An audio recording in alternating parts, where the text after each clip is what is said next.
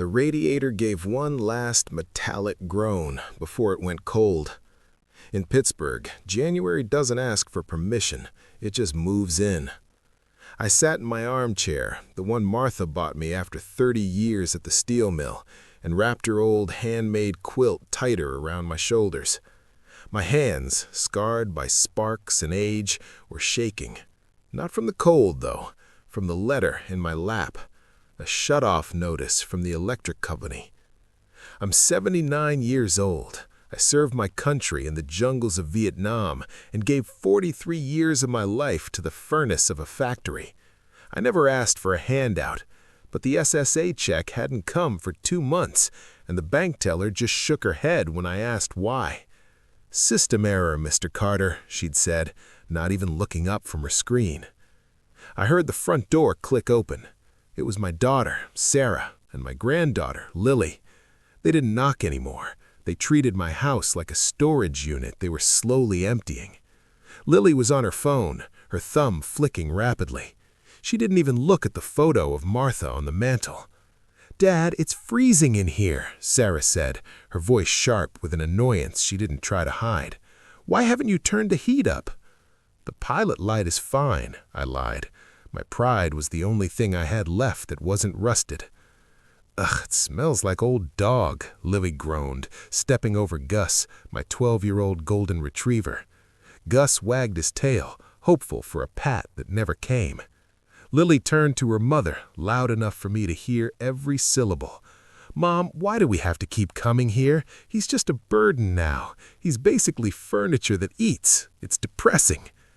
The room went still. The ticking of the grandfather clock sounded like a hammer on an anvil. A burden. I looked at my granddaughter, the girl I used to carry on my shoulders through the 4th of July parades. I looked at Sarah, who was silent, her silence a heavy amen to her daughter's cruelty.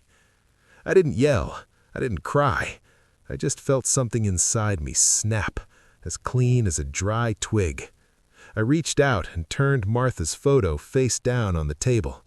If I was just furniture, then furniture didn't need to speak. "Fine," Sarah sighed, checking her watch. "We'll be back Saturday to help you organize the basement. Don't be difficult, Dad." They left without a goodbye. I sat in the dark, my hand resting on Gus's head. The silence of the house was absolute, but the silence inside my chest was louder. I decided right then, if they thought I was nothing, I would give them exactly that. I reached for the phone to call the VA, but the line was dead too. The morning was gray, the color of wet sidewalk. I woke up to my own breath frosting in the air. Gus was huddling close to me, his warmth the only thing keeping the chill from settling into my marrow. I walked to the kitchen, my knees popping like bubble wrap. I opened the cupboard, 1 tin of soup, half a bag of dog kibble. I poured the rest of the bag into Gus's bowl. He looked at me, his brown eyes clouded with cataracts, waiting for me to eat too. I patted his head and filled a glass with tap water. That was my breakfast. I needed to get to the Social Security office, but my old Chevy had a flat tire I couldn't change myself, and the bus fare was more than the 3/4 I had on the nightstand. I walked to the window and watched the neighbors, young families rushing to work, scraping ice off windshields. They didn't see me. I was just a shadow behind a dusty pane of glass. I spent the afternoon looking through my old trunk. My dress blues were still there, smelling of mothballs and a life that mattered. My medals were pinned to the lining, the bronze star, the purple heart. I touched the cold metal. I had bled for a country that was now letting me freeze for the sake of a system error. Around 4 p.m., the landlord, Mr. Henderson, pounded on the door. He didn't wait for me to answer. He had his own key. "Carter, you're 2 weeks late," he barked, stepping into the hallway. He saw the quilts and the dim light. "What's going on? You look like a ghost." I just looked at him. I didn't say a word. I had made my vow. "Don't play the old man card with me," Henderson said, his face reddening. "I know your daughter was here. She told me you were getting confused about your bills. She said I should talk to her from now on, but the check hasn't arrived from her either." My heart gave a painful thud. Sarah? Confused? I had balanced the books at the mill for 15 years. I knew exactly where every penny went. Or I thought I did. Henderson looked around the living room, his eyes landing on my silver watch on the side table, the one the company gave me for 40 years of service. "Look, Ray, I like you, but I've got taxes to pay. If I don't see money by Monday, I'm changing the locks. You can go stay with your daughter." He left, the door slamming hard enough to rattle the windows. I sat back down.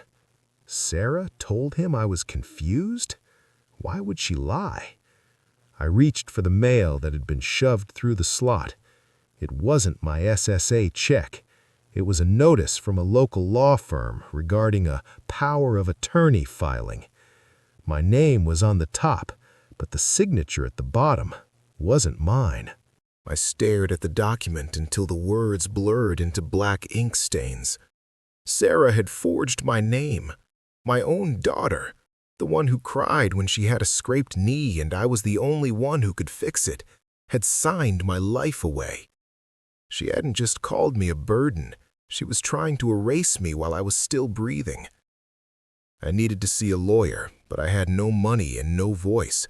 My silence was a choice, a protest, but it was also a cage. I walked to the Walmart 3 miles away, Gus limping beside me. My coat was thin, and the Pittsburgh wind sliced through it like a razor. Inside the store, the heat felt like a physical weight. I went to the pet aisle. I had exactly $6 I'd found in an old coat pocket. I needed dog food. I stood there, staring at the prices. Inflation had turned my survival into a math problem I couldn't solve. "Can I help you, sir?" a young clerk asked. He had a name tag that said Caleb. I looked at him and pointed to the bag of kibble. Then I held up my $6. Caleb looked at the bag. It was $12. He looked at my shaking hands, my old VA hat, and my silent mouth. "You're a bit short, Pops," he said, his voice lowering. "You okay? You need me to call someone?" I shook my head slowly. I didn't want a phone call. I wanted my life back. I turned to walk away, leaving the muddy on the shelf. I'd rather Gus eat my shoes than take charity that felt like pity. "Wait," Caleb called out. He reached into his own pocket, pulled out a crumpled $10 bill and scanned the bag. "My granddad was in the 101st. You remind me of him. Take the food. Happy New Year, sir." I wanted to thank him. The words were right there, behind my teeth, hot and heavy. But if I spoke, the dam would break. I would howl. I just nodded, a single sharp movement of my head, and took the bag. As I walked out, I saw Sarah's SUV in the parking lot. She wasn't seeing me. She was inside the Starbucks across the lot, laughing with a friend, holding a shopping bag from an expensive boutique. She looked happy. She looked like a woman who didn't have a father freezing in a dark house. I followed her at a distance, staying behind the rows of cars. She got into her car and drove toward my house. I hurried, my chest burning, my breath coming in ragged gasps. I arrived just in time to see her and Lily carrying my oak desk, Martha's desk, out to the curb. "It's too heavy, Lily. Just drop it," Sarah shouted. They let it go. The antique wood cracked against the pavement, a sound like a bone breaking. I stood at the edge of the driveway, clutching the bag of dog food. The sight of Martha's desk splintered on the asphalt made the world tilt. That desk held 40 years of love letters, our marriage certificate, and the pressed flower from our first date. Sarah looked up and saw me. She didn't look guilty. She looked annoyed, like she'd found a stain on her rug. "Oh, for heaven's sake, Dad, where have you been?" she asked, wiping dust from her hands. "We're clearing space. You don't use this stuff anyway. You're moving into that assisted living place on Tuesday. I already signed the papers." I stood like a statue. I didn't look at her. I looked at the broken desk. Lily came out of the house carrying a box of my old books. "God, Grandpa, you're so creepy just standing there," Lily said, rolling her eyes. "Say something, or are you finally going senile for real?" I walked past them. I didn't look back. I went into the kitchen, put the dog food down, and sat in my chair. They followed me in, their voices escalating, filling the quiet space I was trying to preserve. "The house is already listed, Dad," Sarah said, her voice dropping to a reasonable tone that felt like a slap. "With the equity, I can finally get Lily into that private academy, and we can get a place with a guest room. Not that you'll need it. The facility is top tier. They have bingo." Bingo? They wanted to trade my history, my sweat, and my home for a guest room I'd never see and a game of bingo? "He's not even listening, Mom," Lily muttered. "He's just a shell. It's like he's already dead, Mom. Why are we even talking to him?" I reached into my pocket and pulled out my old pocket knife. Sarah flinched, stepping back. I didn't look at her. I picked up a piece of scrap wood from the floor and started to whittle. The shavings fell like snow. It was the only thing I could control, the movement of the blade, the shape of the wood. "Fine, be a mute," Sarah snapped. "We're taking the medals today. They're worth a fortune to collectors, and you're just letting them rot in that trunk. It'll help pay for your enrollment fee at the home." She headed for the bedroom. My heart hammered against my ribs. Not the medals. They weren't just metal. They were the friends I lost in the mud of the A Shao rally. They were the only proof I had that I was once a man who stood for something. I heard her opening the trunk. I heard the clink of the bronze star.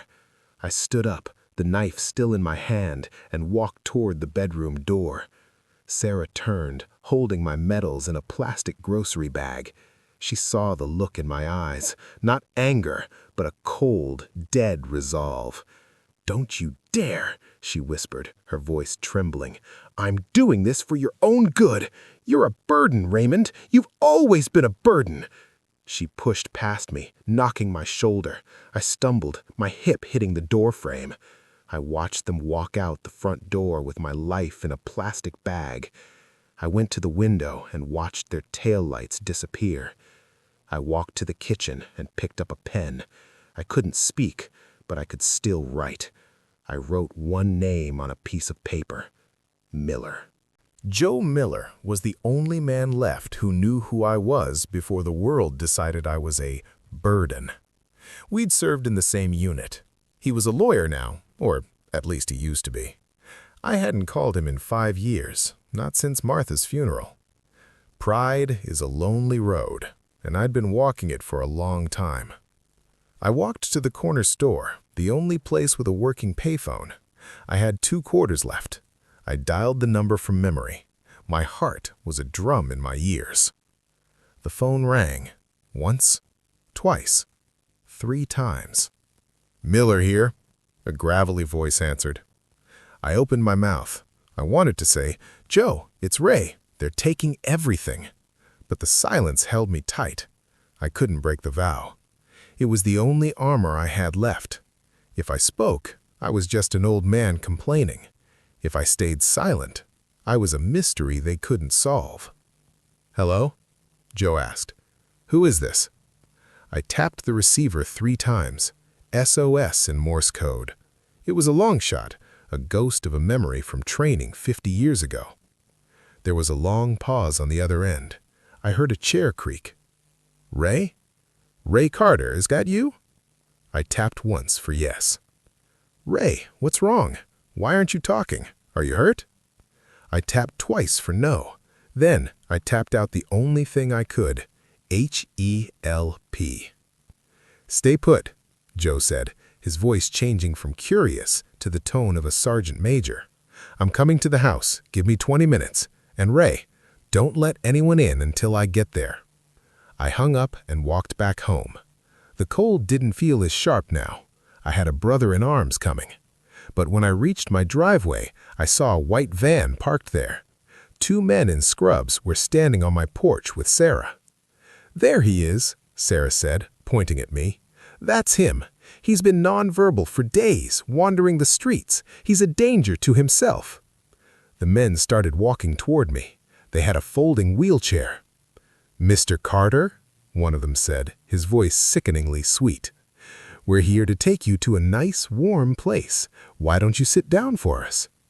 I backed away, Gus growling low in his throat. This wasn't a hospital visit. This was a kidnapping disguised as care. Sarah stood behind them, her arms crossed, looking at her phone. She didn't even look me in the eye. "It's for the best, Dad," she called out. "You'll thank me later." The men closed in. I felt the edge of the sidewalk under my boots. I looked for Joe's car, but the street was empty. One of the men reached for my arm. I pulled back, but my foot caught on a patch of black ice.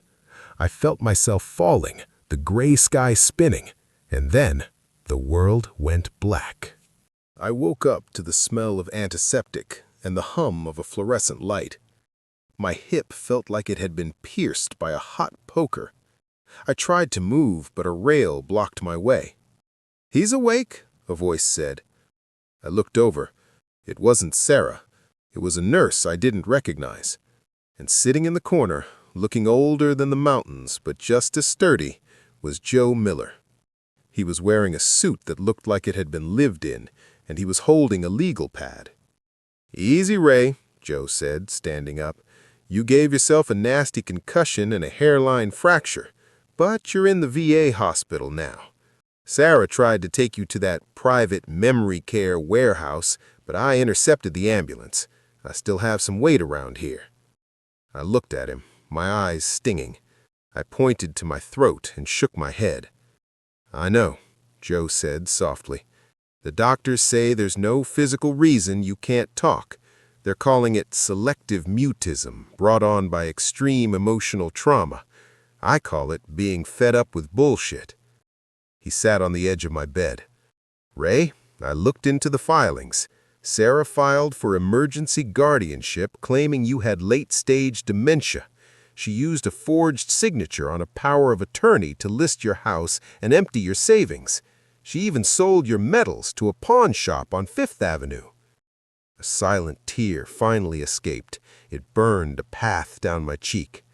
The medals. My house. Martha's memory. "I got 'em back," Joe whispered, reaching into his briefcase. He pulled out the plastic bag. He took out the bronze star and pinned it to my hospital gown. "The pawn shop owner is an old vet, too. When I told him the story, he gave 'em to me for what he paid. He's also willing to testify." I gripped Joe's hand. My knuckles were white. "Now listen to me, Joe," Joe said, his eyes turning hard. "Sarah is coming here in an hour with a notary. She thinks she's going to have you sign the final deed transfer for the house. She thinks you're broken. She thinks you've given up because you won't fight back." He leaned in close. "Are we going to let her win, Sergeant?" I looked at the bronze star. I looked at the man who had carried me through a rice paddy under fire in 1968. I shook my head once. "No." "Good," Joe said. "I've got a plan, but for it to work, you have to keep doing exactly what you're doing. Don't say a word. Let her think she's won. Let her say everything she needs to say while this recorder is running in my pocket." The door opened. Sarah and Lily walked in, looking like they were attending a funeral they were happy about. Lily was carrying a latte. "Oh, look," Lily said, looking at my bed. "He's got his shiny toys back. How pathetic." Sarah didn't even ask how I felt. She didn't ask about the pain in my hip or the fog in my head. She just set a stack of papers on my overbed table and handed me a pen. "The doctor says you're stable, Dad," she said, her voice flat. "We need to finish this. The buyers for the house are eager, and the deposit for the facility is due tomorrow. Just sign at the X." I looked at the papers. It was the deed to the house I'd spent 40 years paying for, the house where Martha had died in my arms, peaceful and loved. I looked at Joe. He was standing by the window, seemingly disinterested, looking at his phone. Sarah didn't know who he was. She just thought he was another old man waiting for a checkup. "Come on, Grandpa," Lily said, huffing. "We have plans tonight. Just scribble your name so we can go. It's not like you're using the house anyway. You just sit there and rot." I picked up the pen. My hand was shaking. I looked at the signature line. I looked at Sarah. I wanted to scream. I wanted to tell her that I remembered her first steps. I remembered working double shifts for 3 years just to pay for her college. I wanted to ask her when I stopped being a father and started being a burden. But I stayed silent. I put the pen to the paper. "Finally," Sarah muttered. I didn't sign my name. I wrote 2 words in big, shaky capital letters. "Not today." Sarah's face went from impatient to livid in a second. She snatched the paper away. "What is this? Are you kidding me? You think this is a game?" She leaned over the bed, her face inches from mine. The mask of the concerned daughter finally dropped. "Listen to me, you old fool. You're going to sign these papers or I will make sure you never see that flea-bitten dog of yours again. I'll take him to the shelter myself tonight. They don't keep seniors, Dad. They put them down." The silence in the room was deafening. Even Lily looked a little shocked. "Mom," Lily whispered. "Shut up, Lily," snapped Sarah. She turned back to me, her eyes wild with greed. "I've spent my life waiting for my turn, and I'm not letting you ruin it with this silent act. Sign the papers or Gus is gone." I felt a coldness settle over me that was deeper than any Pittsburgh winter. I looked at Joe. He clicked something on his phone and looked up. "I think we've heard enough," Joe said. "Who are you?" Sarah spat, turning on him. "This is a family matter. Get out." "My name is Joseph Miller," Joe said, walking toward the bed. "I'm Raymond's attorney, and more importantly, I'm the man who just recorded you threatening to kill a service animal to extort a signature from an hospitalized veteran." Sarah went pale. That's not legal. You can't record me." "In a criminal investigation regarding elder abuse and forgery?" Joe smiled, and it wasn't a nice smile. "The DA will disagree, especially when they see the forensic report on the power of attorney you filed last week." The room felt like it had run out of oxygen. Sarah stepped back, the papers fluttering to the floor like dying birds. Lily looked at her phone as if it could save her, but for once, she was frozen. "Elder abuse?" Sarah stammered, her voice rising an octave.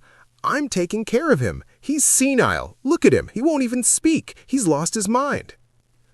Joe stepped forward, his presence filling the small hospital room. "He hasn't lost his mind, Sarah. He lost his daughter. There's a difference." "You can't prove anything," Sarah hissed, trying to regain her footing. "The house is mine. I have the papers." "You have forged papers," Joe corrected. "I've already filed a stay with the county. Nothing moves. Not the house, not the bank accounts, and the police are downstairs. Ray's friend from the precinct is waiting for my signal." Sarah looked at the door, then back at me. Her eyes weren't filled with regret. They were filled with the realization that the money was slipping away. "Dad, tell him. Tell him I'm just trying to help. You know I love you." I looked at her. The love she spoke of was a poison. I thought about Gus, sitting alone in that cold house, waiting for me. I thought about Martha's broken desk. I didn't speak. I simply reached out and took the bronze star off my gown. I held it out to her in my open palm. "What is this?" she asked, confused. I didn't move. I just held it there. It was the highest honor I had. It represented sacrifice. It represented doing what was right when everything else was going wrong. I was offering her one last chance to be a human being, to take the medal, apologize, and walk away before the handcuffs came out. "I don't want your stupid medal," she screamed, slapping my hand away. The bronze star hit the floor with a heavy thud. "I want the house. I want the life I deserve." Joe sighed and tapped his phone. "That's it then." The door opened. 2 uniformed officers stepped in. One of them was Bill, the son of a guy I used to work with at the mill. He looked at Sarah with pure disgust. "Sarah Carter?" Bill asked. "You're under arrest for felony forgery, attempted grand larceny, and elder exploitation." As they let her out in handcuffs, she started screaming, "He's a burden! He's nothing! You're all making a mistake!" Lily followed them, crying now, not for me, but because her life was falling apart. The room went quiet again. Joe picked up the bronze star and wiped it off. He placed it back in my hand. "You okay, Ray?" he asked. I looked at the medal. I looked at my old friend. I took a deep breath. My chest felt light, like a weight had been lifted. I opened my mouth. My throat was dry and my voice was a rusty rasp, but the word was clear. "Gus," I whispered. "He's safe, Ray," Joe said, his eyes softening. "He's at my place. He's eating steak tonight." 6 months later, the house on the corner of 5th and Maple didn't look like a burden's home.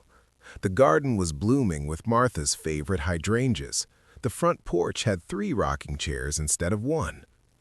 I didn't sell the house. I turned it into a vet-to-vet transitional home. With Joe's legal help and my pension, we took in 3 younger veterans who had fallen on hard times, kids coming back from overseas with no place to go and nobody to talk to. One of them was Caleb, the kid from Walmart. He'd lost his apartment and was struggling with the things he'd seen in the desert. Now he lived in the upstairs bedroom. In exchange for rent, he helped me with the heavy lifting and kept Gus fed. Every evening we sat on the porch. We didn't always talk. Sometimes we just sat in a comfortable silence, the kind of silence that comes from mutual respect, not from being ignored. One afternoon, a letter arrived. It was from the prison. Sarah. I sat at Martha's repaired desk and opened it. It was 10 pages of excuses. She blamed the economy. She blamed her husband who left her. She blamed me for being difficult. At the very end, there was one sentence. "I'm your only daughter. You have to help me get out of here." I looked at the letter. I thought about the cold nights, the hunger, and the way she'd threatened Gus. I thought about the man I was, the one who never complained, the one who worked 43 years for a family that threw him away. I picked up my pen. I didn't write a long letter. I didn't yell. I wrote one single sentence on a piece of paper. "I am no longer a burden, and you are no longer my daughter." I folded it, put it in the envelope, and licked the stamp. I walked to the front door. Caleb was there, fixing the screen. He looked up and grinned. "Heading to the post office, Ray?" "Yeah," I said, my voice steady and clear. "Just taking out the trash." I walked down the steps, Gus trotting beside me. The Pittsburgh sun was warm on my back. I wasn't a shell. I wasn't furniture. I was Raymond Carter, a man who had found his voice by learning when to keep it quiet. I reached the mailbox, dropped the letter in, and didn't look back. I had a home to get back to, and for the first time in a long time, the house was full of life.